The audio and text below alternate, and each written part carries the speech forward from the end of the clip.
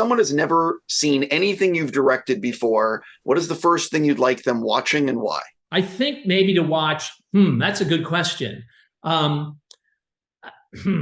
I was going to look, I think the movies that are really most representative of, or people that are, The Illusionist and Limitless. So, maybe Limitless, it depends on who they are. There's like Limitless lovers and there's illusionist lovers. And then, I also was going to say, you start at the beginning. If you look at my first film, which is called Interview with the Assassin, I don't know if you've ever seen it, but I really like that movie, and it's a really evocative of or representative of who I am as a filmmaker, the way it's done and the risks that we take and the way we chose to sort of tell that story. So I haven't answered your question at all, except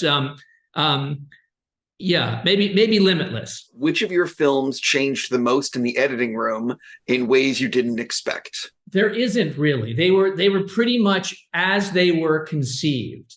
I would say Voyagers, just to be completely honest with you, was the one that I had sort of the most difficulty with producers and things like that. So I suppose that might be the one that changed the most.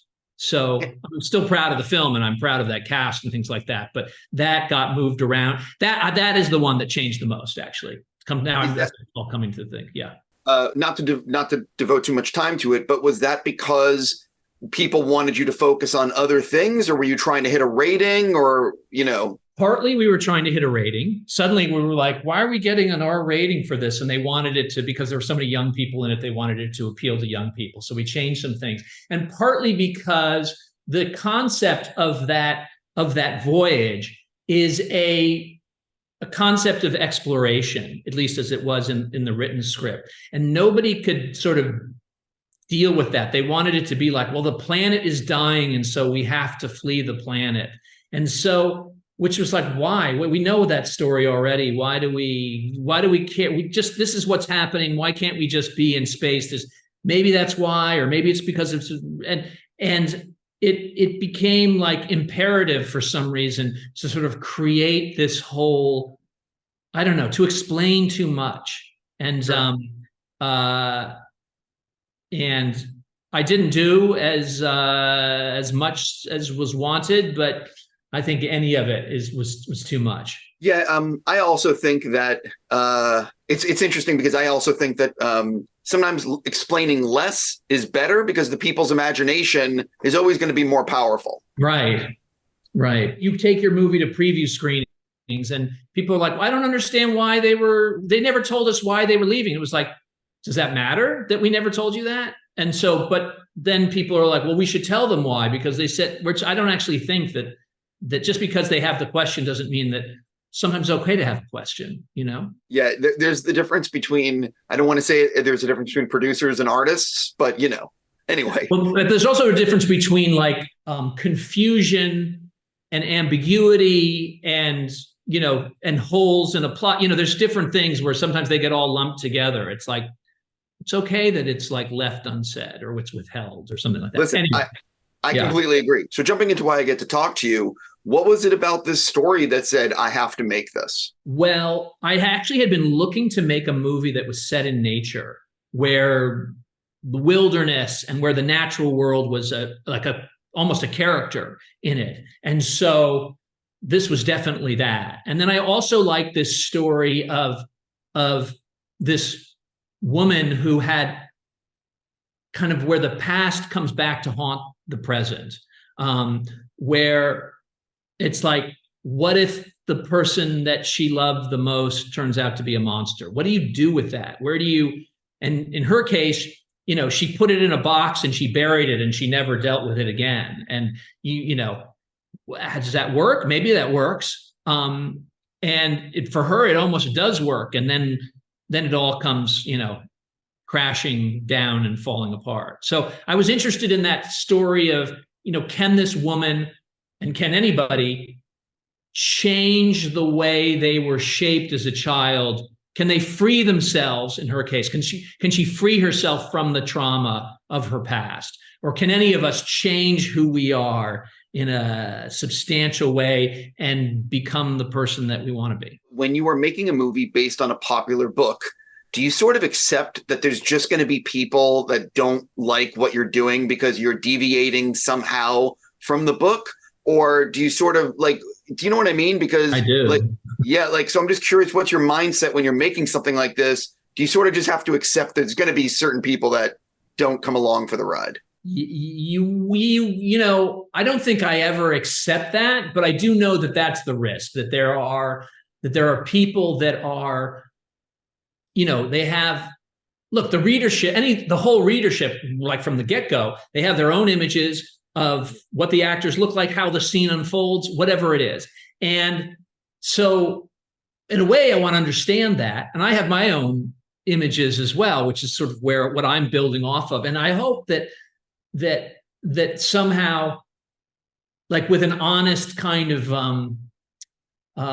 sort of exploration of those characters, that it may not be exactly what you were thinking of, but it's expressive in a similar way to the original. And look, ultimately, a movie is it's a different art form. It's a different beast. It has different needs. It has different, sort of narrative, issues. And so it's going to be different. And yes, there's always people that are going to be unhappy, but hopefully very few. And hopefully you make something that's as expressive as possible and kind of as, I don't know, as juicy and as meaty as the original, or more so, that then they can kind of, just invest into what's put right in front of them. So you made this movie in 37 days, which is a very tight schedule to begin with.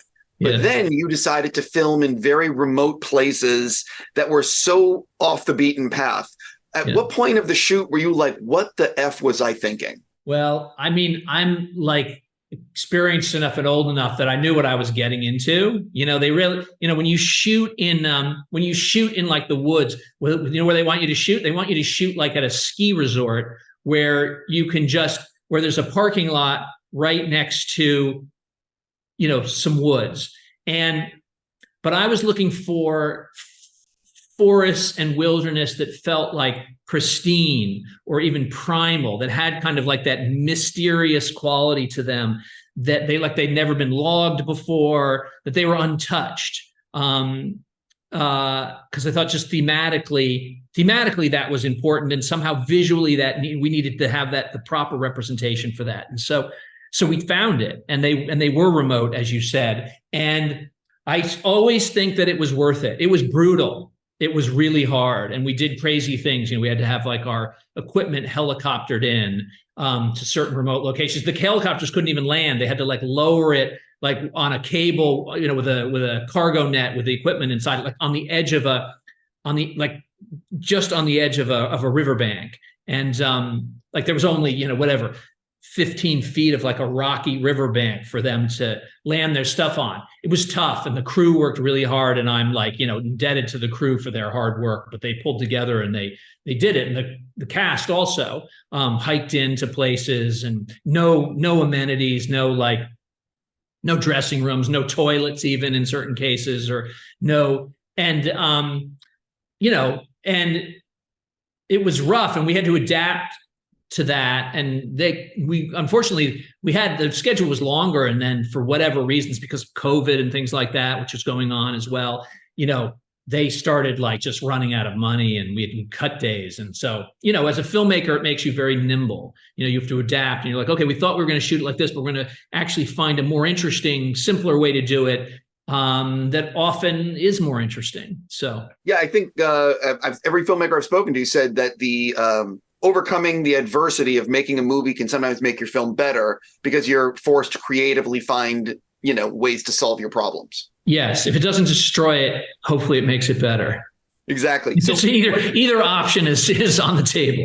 So you get in the editing room, you have a cut, you're showing it to friends and family. What are you learning from those early screenings that impacted the finished film? That's a good question. I think we're learning things about the suspense and about the thriller quality of it, when people are engaged, when they're not. How, what's interesting about the movie is that it is a thriller, and it wants to be a thriller, and but it's also has a very, alongside it is a very, deep exploration of a certain character, and we're very much, her emotional journey, and her life, and her, the way she is and the way she interacts with other people is important to look. I always say that, like, the best thrillers are the ones where you are as connected as possible to the characters. So the more you know the character, the more you're invested in the character, the more the thrill ride is going to be that much, suspenseful or tense or scary or whatever.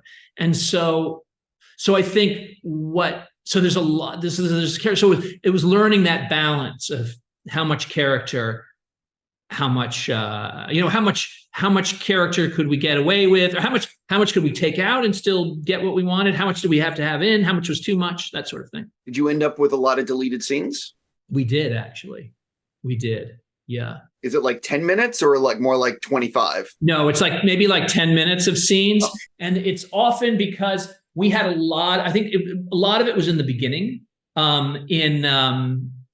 with the childhood things. The childhood stuff was so rich to me, that their interaction and what went on. And there was a lot of things that we cut out, actually, just to get into the story a bit quicker, to get to Daisy's character a little bit sooner. Yeah, no, I understand. Also, the stuff with Brooklyn and Ben was so good that you almost want to spend more time there. I know you do, but then there's a whole other story to tell. Yeah. So no, 100%. So I have to ask you, because I'm running out of time. What are you thinking about doing next? Do you know what you're doing? Well, I've already shot another movie, and it's called Inheritance, actually, and it's with Phoebe Dynevor. Do you know Phoebe? Phoebe was in Bridgerton, and she's great. And it's a movie that goes around the world. Actually, it goes from New York to Cairo to Delhi to Seoul and back to New York. And we took the trip, and it was an amazing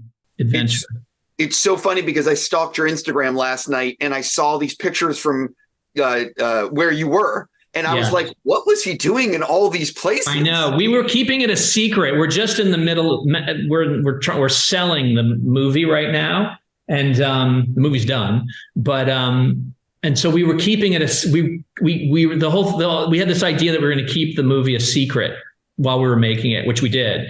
You're one of the first people I've said anything in public to, besides to friends. I'm not sure why I did, but I did. So, by the way, it's because I'm a fan and you know it. So can I ask you, because I don't want to get you in trouble, but can you tell people what it's about, or are you keeping that a mystery? It's an international thriller. That's what I'll say. Got it. Are you selling it at AFM? No, it's already in its. We were at Toronto, and we were kind of just in the market side of Toronto. I totally get what you're saying. I know other people that were selling films at Toronto without advertising they were there. That's right. And so we're just in the deal making is like taking forever, but it seems to be, it's moving. So basically I get to see it next year. That's correct. Yes. I look forward to seeing it and talking to you again for it. And I'm out of time. I'm just going to say, wish you nothing but the best. And let me know I can help you on Collider. Excellent. Appreciate it. All right, Steve. Cool. Thanks so much. Good talking. Have a great day. Thank you.